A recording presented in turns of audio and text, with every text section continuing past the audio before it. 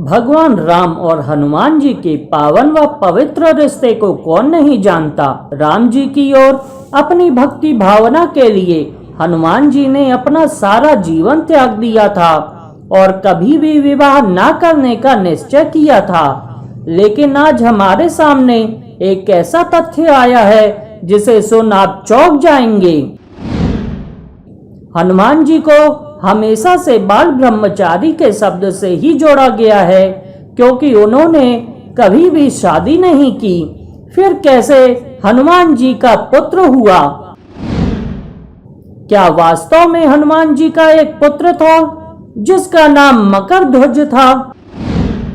नमस्कार दोस्तों, मेरा YouTube चैनल भक्ति सरोवर में आपका स्वागत है।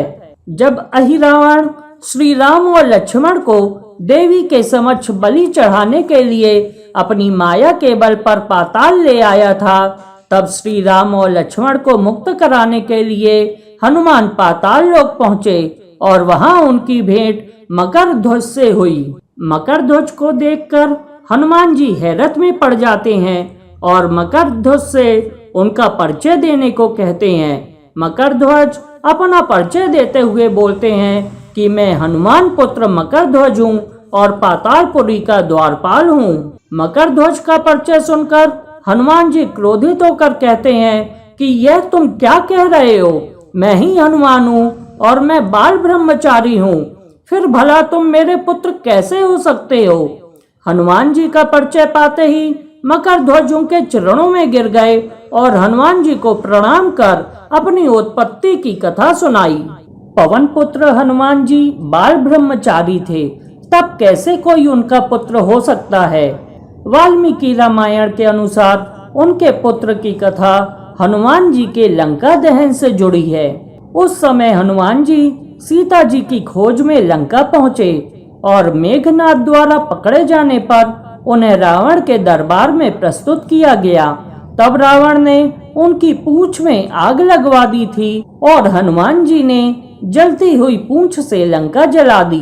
जलती हुई पूंछ की वजह से हनुमान जी को तीव्र वेदना हो रही थी, जिसे शांत करने के लिए वे समुद्र के जल से अपनी पूंछ की अग्नि को शांत करने पहुंचे। उस समय उनके पसीने की एक बूंद पानी में गिर गई, जिसे एक बड़ी शक्तिशाली मछली ने पी लिया था।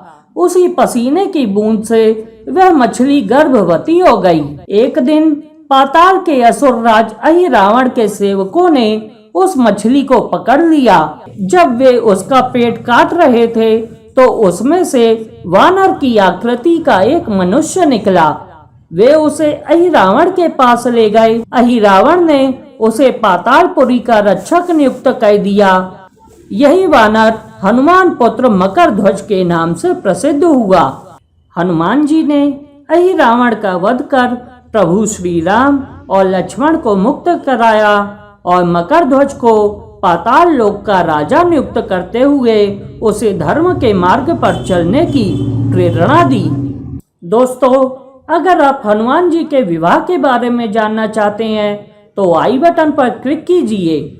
यह पौराणिक कथा आपको कैसी लगी कृपया कमेंट बॉक्स में जरूर लिखिए और अगर अच्छी लगी हो तो इसे लाइक कीजिए, शेयर कीजिए एवं सब्सक्राइब भी कीजिए। धन्यवाद।